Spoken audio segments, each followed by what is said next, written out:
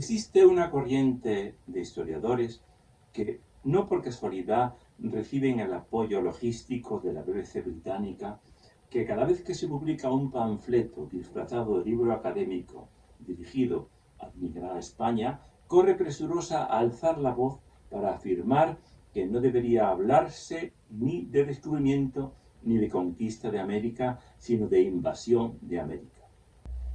Todos ellos herederos del principal mentiroso de la historia de la conquista española de América, Bartolomé de las Casas, cuyos libros explicaron con fruición a las potencias enemigas de España. Se han apropiado de la historia de este país con fines ideológicos. Con cierto placer morboso, relatan el asesinato del Inca Atahualpa a manos del sanguinario Francisco Pizarro, olvidándose de contar que mientras Pizarro mataba a Atahualpa, que era en realidad un rebelde y un usurpador sanguinario fratricida, el rey Enrique VIII de Inglaterra asesinaba a su mujer Ana Bolena y ahorcaba a 72.000 ingleses para resolver el problema de exceso de población que entonces padecía su país. Los miembros de esa corriente historiográfica son en realidad militantes políticos disfrazados de profesores, como afirmaba el profesor Gustavo Bueno. Sin embargo, en algo tienen razón, no hubo conquista de América, pero ¿hubo invasión?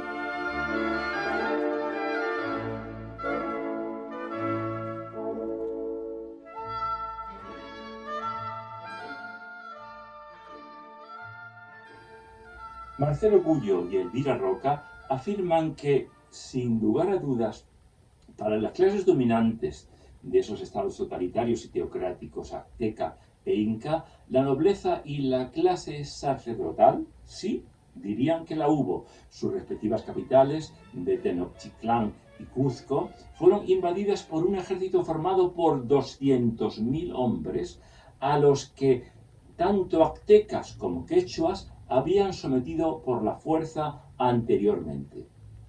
Estudios arqueológicos realizados en los últimos 20 años han sacado a la luz la verdad escondida durante años, y hay pruebas científicamente contundentes y irrefutables que la conquista del Perú fue un asunto de indios luchando contra indios, atacando Cuzco y Lima. Indios que en realidad eran los nietos y los hijos de las mujeres que los aztecas e incas habían violado a discreción. En México, por ejemplo, los hombres que integraban aquel ejército de liberación eran los descendientes de más de 20.000 víctimas, y cada año los aztecas llevaban a la pirámide de Tenochtitlán para arrancarles el corazón a muchísimos hombres, mujeres y niños. Y les arrancaban el corazón y distribuían sus extremidades entre la nobleza para que las esclavas cocinaran el suculento tlacatrolí, un guiso que se preparaba con carne humana y abundante maíz y se servía con salsa.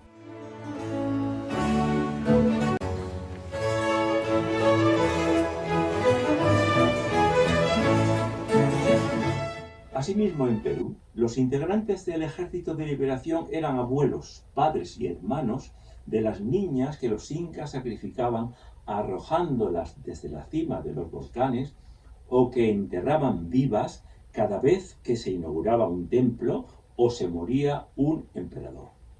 Y estos 20.000 hombres fueron conducidos por un puñado de españoles.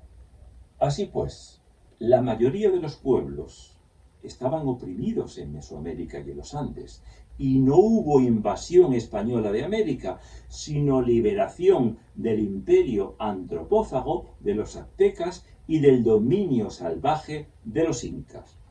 Por ello, el filósofo historiador mexicano José Vasconcelos no se cansó de repetir que en realidad la conquista la hicieron los indios. La leyenda negra contra España fue política de Estado para Holanda, Inglaterra, Estados Unidos y la Unión Soviética.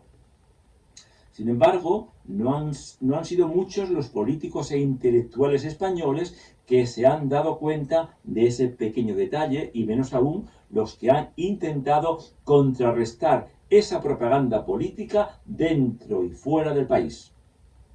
Semejante negligencia ha dado como resultado que España sea la única nación del mundo en la que una parte importante de su población ha asumido la historia de sus enemigos. La historia que sus enemigos han contado y cuentan sobre ella.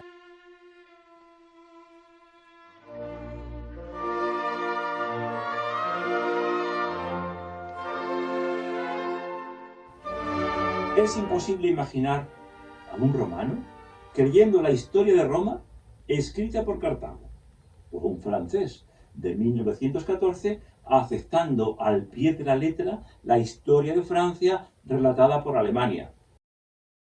Pero lo que resulta más increíble es que exista un importante núcleo de intelectuales, periodistas y políticos que pretenden convencer al pueblo español que España, por haber descubierto América, es culpable de la mayor atrocidad cometida en la historia de la humanidad.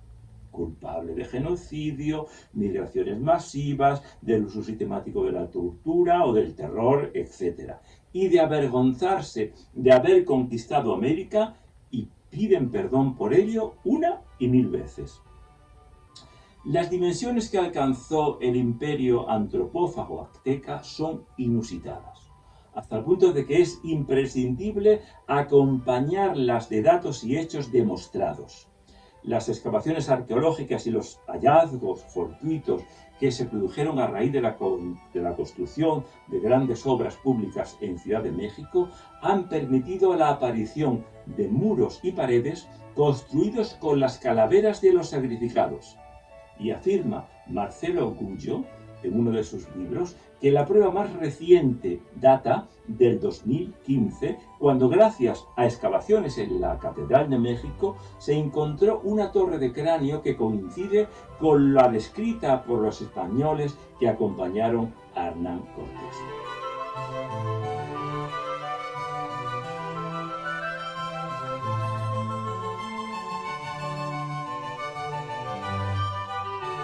Analizando la historia, se descubre que la política de Estado de los aztecas consistía en la conquista de otros pueblos indígenas para disponer de seres humanos con los que honrar a sus dioses y alimentar a los nobles y sacerdotes. Como explica el filósofo e historiador José Vasconcelos, en todo el resto de la tierra se ha juzgado como antinatural matar y se ha matado sabiendo que se cometió un crimen. Solo los aztecas mataban por gusto y por mandato de su dios, siempre sediento de sangre. Según Ángel Rosenblatt, en su estudio científico, en el momento de la llegada de Hernán Cortés a México vivían 4,5 millones de personas. Según este historiador, y además el historiador estadounidense William Prescott, el número de las víctimas sacrificadas por año inmoladas por los aztecas era inmenso.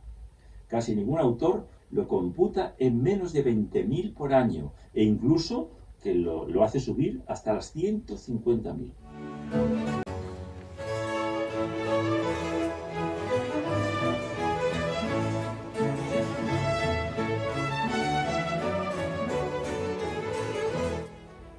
Así, el Estado azteca sería el más genocida que ha conocido la historia. Por lo tanto, la mayoría de la sociedad azteca, salvo la nobleza y la clase sacerdotal, el resto se sintió aliviada cuando se produjo la caída de Tenochtitlán, especialmente las mujeres, que, como se señala José Vasconcelos, bajo el despotismo del emperador Moctezuma, eran poco menos que mercancía, y los reyezuelos y caciques disponían de ellas a su antojo y para hacerse presentes mutuamente. Al mando de 300 soldados españoles y cerca de 200.000 indios, tomó Tenochtitlán, capital del imperio azteca.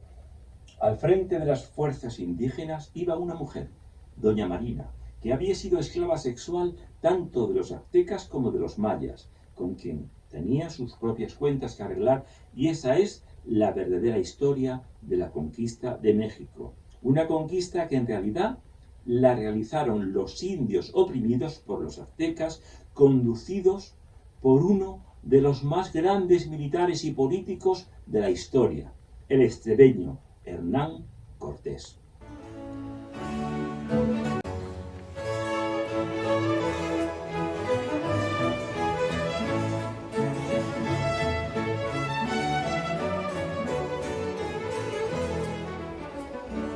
Instalados allí, los españoles crean la Real Universidad de México, conocida también como Universidad San Pablo, que fue creada por real cédula del emperador Carlos V, el primero de España y quinto de Alemania, y confirmada en su nombre por el príncipe Felipe en la ciudad de Toro, Zamora, el 21 de septiembre de 1551. Y fue inaugurada el 25 de enero de 1553.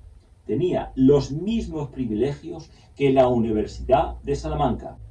En ella se estudiaban los grados de bachiller, licenciado, maestro y doctor, y las clases se impartían en latín. En ella podían estudiar tanto españoles como mestizos e indios. La universidad estaba abierta a todos los habitantes de México, porque todos eran considerados españoles. Contaba con escuelas como para la enseñanza en 5 facultades: teología, derecho canónico, derecho civil, medicina y artes, y las escuelas menores: antropología, retórica, gramática y lenguas indígenas, azteca y otomí. Y díganme, ¿en qué universidad de las 13 colonias de Inglaterra, luego convertida en Estados Unidos de Norteamérica, se estudió el idioma de los Sioux o de los apaches o de los navajos? La respuesta es en ninguna.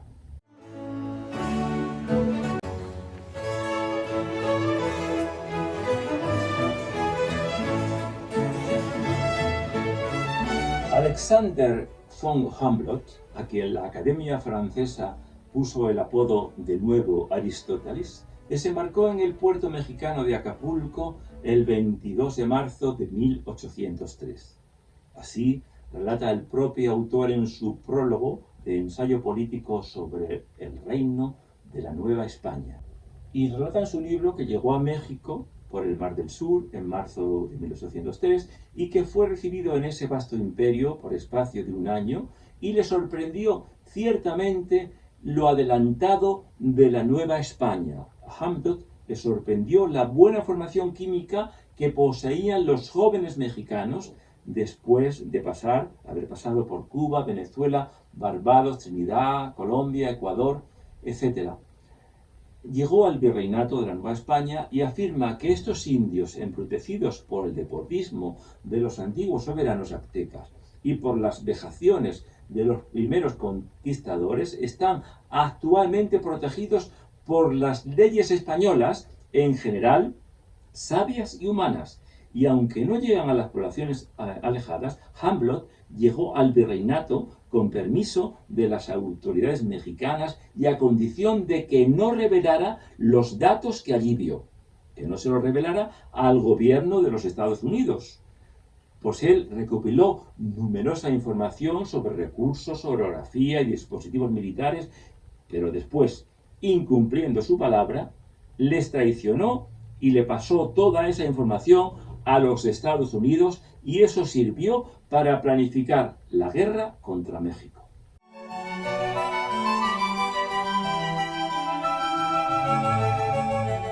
Uno de los datos sociológicamente más importantes que escribió Alexander von Humboldt, sin proponérselo, hieren de muerte a la leyenda negra, y esto es que en México las masas populares, fundamentalmente mestizas, vivían igual o mejor que en París.